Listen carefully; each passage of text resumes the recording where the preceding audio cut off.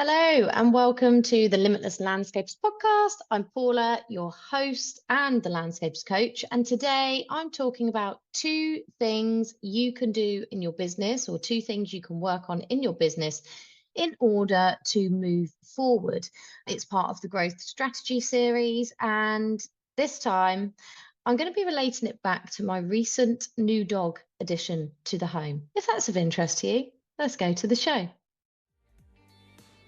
As the co-founders of the Landscaper Circle, we help you get more money, time and freedom to become limitless. Through our experiences as fellow landscapers and our tried and tested methods, if you want help with your marketing, managing or growing your business, you've definitely come to the right place.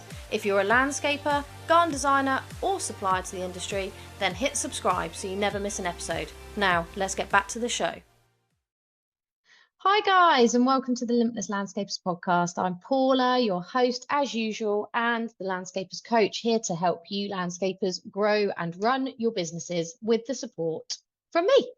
We have just taken on a new dog, a rescue dog called Frank the Tank. If anyone knows what that reference is, message me, because I feel like you're about my age group and we can laugh about it. But essentially, we got our new rescue dog we picked him up on Saturday after a meet and greet the weekend before.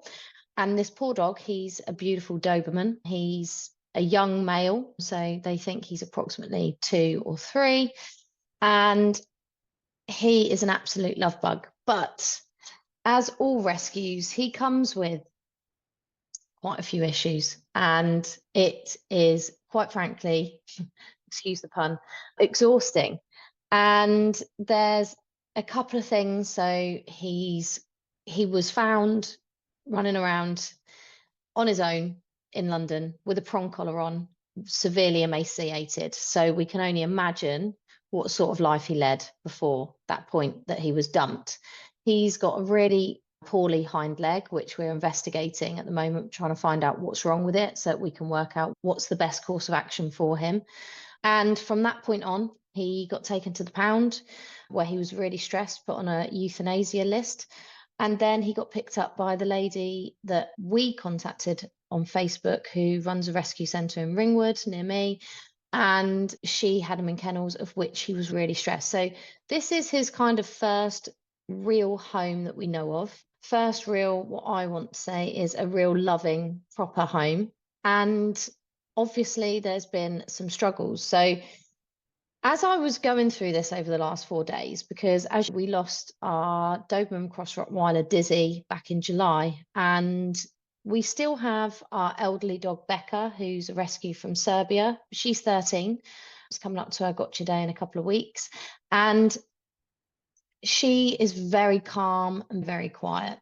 So it was quite quiet because we were used to Velcro Doberman in our lives. And so we began to search for a rescue to fit into our home.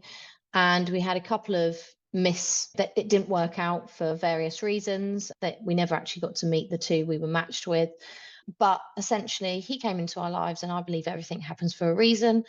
And he's here and he's in our home. And he is teaching me again what it's like to train a dog, what it's like to have a puppy again. But we do have an absolute love bug, which is what we've been missing with Dizzy passing. I thought I'd talk about it on the podcast, not because I do love dogs, and some of you might also love dogs. I know a few of you do. But what I've learned over the last 4 days can translate perfectly into how we run and grow our businesses. So essentially, the first thing I'm aiming to do at the moment is creating a routine. Now, a couple of things that I have to put in front of this is the fact that he does have some separation anxiety. So when over the last 3 days, when I've left the house, he's been crying, howling, jumping at doors. Now, yesterday he got a bit better. We had to go to football training, and essentially he was actually a lot better. He began to settle himself in his bed. So it's getting better, but essentially I've got to create a routine, because essentially if we don't create a routine, he is not going to get used to me being out of the house, because where I work from home, obviously school run and everything like that, I'm here. So therefore, he needs to get used to being left on his own for when we do go to football training, when we do have football matches, when we do have to go, when I'm going to the gym. I'm going to go there in a minute to see how he copes with a couple of hours on his own, and so on and so forth. So I'm now at the point where I'm trying to work out his triggers and reduce his reaction to those triggers. So triggers being whether I'm going into another room, whether I'm opening the door, whether I'm making his Kong up. All of these things can be triggers, put my coat on. So working out what his triggers are that makes him really anxious and trying to desensitize him to that.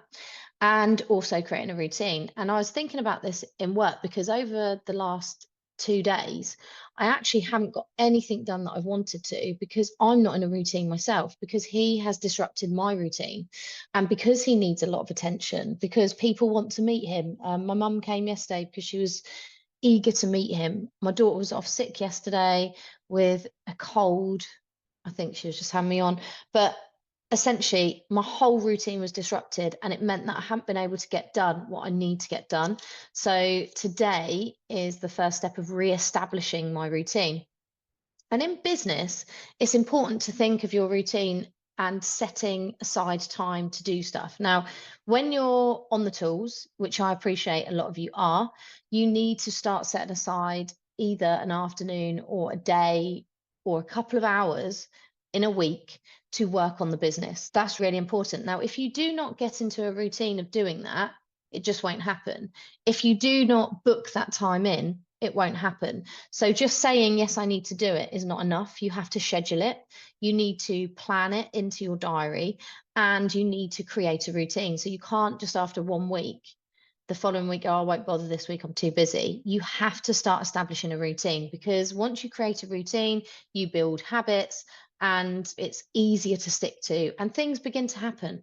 You start moving the needle forward, which is the most important thing. I'd also look at your morning routine. I watched an interesting Instagram reel the other day, and the guy said, what's your really high standard? So he was saying, if you could do anything in the morning and you had as much time as you wanted, what's your standard? And he was saying, I would do an hour of meditation. I would go to the gym for 2 hours. I would journal. I would do this. So basically like a 4 or 5 hour routine. And the guy said, okay, so what's your minimum then? If you can't do that, which a lot of us can't, what would you do? He said, then I would get up, have my coffee and journal while I'm having my coffee, which is 5 minutes. I would do a 3-minute breathing exercise, which is like a mini meditation for 3 or 5 minutes. And I would go outside and just be quiet outside, grounding myself for 5 minutes. So that's 15 minutes. So it's working out. And I thought to myself, that's actually quite clever, because ultimately we all think we have to have a perfectly set up routine. And if we don't hit it, the world is ending. You are rubbish. You feel really demotivated, and you continue in this cycle. Whereas if you say, okay, I would love it if every day I could get up at 5. This is what I wish for. I wish I could get up at 5. I could do a meditation. I could sit quietly and peacefully journaling my thoughts and planning my day, and then go to the gym for 2 hours. That would be wonderful. However, shit happens and people get up, i.e. small people, or you get a new dog who requires a lot more attention than your older dog does. So things like that does not happen. So it's really important then to say to yourself, okay, if that can't happen, what's my minimum? Okay, for me, I tend to make sure I always look at my gratitude. So whether that's as I'm walking around the house, just saying in my head what I'm grateful for, or before I go to sleep, but it's always a good one before you go to bed, what I'm grateful for. Planning my day, either the morning when I get up with my morning coffee, sit down if I've got 5 minutes and plan it, or do it the night before if I know I'm not going to have that chance. So planning the day, having 5 minutes space to myself, gratitude. That's it. That's what I deem important and becomes a routine. Something else I've added into my routine in the evenings is to listen to a meditation calming music. It's essentially like the sound of waves, but it's got subliminal messaging about patience in there, because that's what I struggle with, funnily enough. And so that has become part of my evening routine, to calm down, go to sleep, and have a really lovely sleep, because it's really important that we look at both morning routines and evening routines. Too many of us are up scrolling. I do it, scrolling late into the night when you need to get some rest, which means then that impacts if you're planning to get up early. And we really need to start getting into really good habits and setting really good routines. That's number one, creating and setting a routine, sticking to it and letting it become a habit, giving it a chance to become a habit. So think about what routines you can do, how you want your mornings to look like, how you want your evenings to look like, and how you want your weeks to look like. Because yes, things happen, the weather happens, I get it. My husband is on the tools a lot of the time, but just as of the last few weeks, he's been taking half a day or one day off a week to work on the business, to plan forward, to do any sort of admin tasks that he doesn't get a chance to do when he's on the tools. So it's really key that you start to look at your routine in every area of your life, really. And that's exactly what I'm trying to do with the beautiful Frank. The second thing I want to remind you of is getting the right support in place. With Frank, my first thing was, let's look at insurance. Let's look at getting him a vet appointment to get him checked over. And he had some x-rays on his leg, which has been sent to a specialist. So that's his kind of health support. I then looked at food and got the right food in that's going to support him, and supplements because he had a dodgy tummy and I believe he's in a bit of pain. So we've got some supplements going and improving his diet. The third thing, and most importantly, actually, it should have gone at the top because actually I emailed her first, was getting in touch with my dog trainer. Now, I have trained all the dogs we've had. We've had 3 so far. He's our 4th. And they've all been to puppy training. They've all been to, with Becca, she wasn't a puppy when we got her, but obedience training. I've done with Dizzy particularly. She did a lot of agility, gun dog work, scenting work, fly ball, you name it, she did it because she needed the stimulation and she was very clever and very eager to please. And it was a way that I could bond with her and also have a really well-behaved dog because she's a large breed. I understand that when you get a large breed dog like a Doberman or a Rottweiler or an Alsatian, breeds like this needs to be under your control. Otherwise, it's unsafe for them to be out if you can't control them. Like, I wouldn't let Frank off now because he has 0 recall. He doesn't know his name. He needs a lot of training before we get to that point. So as a responsible dog owner, he is on a lead. I have treats with me all the time to try and build that trust between us so that I become more important than anything else in the world when we're going out. And I'm booking some secure dog fields that he can go in on his own and run because he still needs to let off steam. But it's not responsible to allow him to go off, hassle other dogs when he's got no recall. I don't know how he's going to be with other dogs. So at this stage, that's what we do. And obviously take him out into the garden. And I've got lots of mental stimulation toys that we do at home. So it's thinking about all the ways to support that way. But one thing I haven't done for years is go back to basics on dog training. Dizzy was the last dog, Becca was the last dog I trained, but she's so chilled that there was no real effort from her required. She's like simply just a chilled out dog. She's got really good recall. She knows her name and she's really soft and soppy with dogs, kids, adults, anything. Nothing bothers her. So before that was Dizzy, and it was 15 years ago that she went to puppy training and we had to start at the beginning. So I've forgotten what I learned back then. I remember certain things. So I've been teaching eye contact, things like that, but I've forgotten a lot. So the first thing I did was contact the dog trainer that I've used and has become a friend of mine for Buster, Dizzy and Becca, and now Frank. So initially I booked in a meet and greet where he goes into a small group environment and they assess how his reactions are and then decide what he needs work on and where he will go at that point. So will he go to a puppy class? Will he go to obedience, etc.? But upon the last 4 days of seeing he's bad at walking on lead, I've had to literally book a one-to-one training session with him on Sunday with her so that she can assess how he is and how we move forward, because at the moment walking him on lead is just absolutely a no-go. It's really hard because he's quite a strong dog. He's also so fixated on anything else apart from me that it's really hard to get his attention.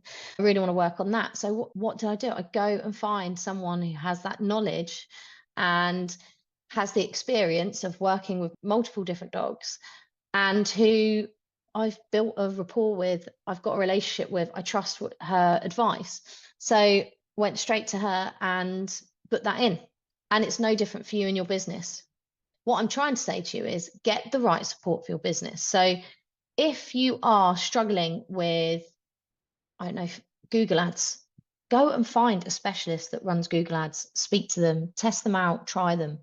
If you are struggling with sales, maybe hire a salesperson to do that for you who's not afraid of the phone. If you are looking for someone who can support you in your building your business, contact me. I'm a coach.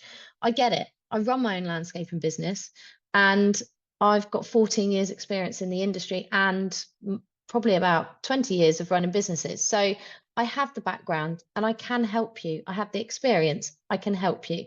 So it's important that when you're feeling like yesterday, I felt really quite emotional about having this dog because I'm absolutely attached to him already. If you know anything about me, I absolutely adore dogs. I'm also a sucker for a dog that has a bad background. So if they've come from a really bad background, I can't let them go. Hence how we've got Becca. And same with him. I just feel if he goes to anyone else, will he have the same opportunities for a really good life? Because are people going to put the effort into him to get him more trained? Are they going to spend the time and money with it on the leg issue, or will he just get dumped again? It's all about who have you got around you for your business. This is the thing. If you put the effort into your business, it can truly flourish. If you get the right support where you can get your questions answered, have some feedback, just have someone there if things go wrong, if things go right, you've got someone there helping you celebrate. If you can get extra help with things that you don't really know much about, then you need to do that for your business's sake. It's no different from me getting help with Frank. It's no different from you getting help in your business. Now, I have recently just launched something called Office Hours, and it's not a group coaching program and it's not a mastermind. What it is you have access to me twice a month for 40 minutes each time. Now, it's a Q&A session, so it's whoever turns up and whoever doesn't get that benefit. If you turn up at the two time slots in the month, and one's going to be in the morning, so I envisage around 9:30, and one in the afternoon about 2:00, then what you do is you turn up with your question and you get it answered by me. And then the idea is you go off and action that in your business. Then you can come to the next one 2 weeks later, because I'm going to run them 2 weeks apart, and get another question answered or follow up on the first question. Or you may have an issue, but it's going to be very clear, concise. Literally, I am the coach in your back pocket. So you can come to those sessions. They're live only. They're not going to be recorded. So it's none of this not showing up for it. You either have to schedule it in and turn up with your issue or question, or you don't show up and you go to the next one. But the plan is you come, you get your questions and issues answered, you get feedback and advice, and then you go back into your business and implement. Then you can come back on the second one, or you carry on till the following month. You might not need to see me then, so you come to the next one. That's how it works. I'm doing it office hours, so you can do it straight away in the morning once a month or of an afternoon to fit in not only your schedules but mine. And in between times, you'll have access to me on Slack. So Slack is an app. You can put it on your phone, your iPad, your PC, and you can shoot me questions, issues, anything really. Just you want some help, pop it in the Slack group. But this is going to be a group. So it will be me who will be in there, you, and anyone else who joins onto Office Hours. Now, the beauty of Office Hours is for those of you that want to coach, but can't afford the price tag of a one-to-one coaching session, then this is for you because it's a lot cheaper. It's $199 a month. And essentially you get your questions answered, you go implement, and you get support in between. That is essentially it in a nutshell. But it means that you do get access to me, albeit on a irregular basis, not on a one-to-one basis like my one-to-one clients do. But it's perfect for you if cost is an issue and actually you just want to get some questions answered and you just want to get on. I do have to stress, this is not a group coaching call where we go on the call, we all chat and it runs over and runs over. No, it would be strictly set to 40 minutes each session. And so be it, that whoever turns up gets the benefit, whoever doesn't, and that's down to you. So that's why it's really important that you create that routine and schedule things like this in if you are serious about growing your business, and get the support, enroll on office hours if you are serious about growing your business. If you think you need more, get in touch with me about a one-to-one coaching session, because I do have a couple of slots available for that as well. But either way, if you're interested in office hours, drop me an email with office hours in the subject line and I'll come back to you with exclusive little offer for you as you listen to this podcast.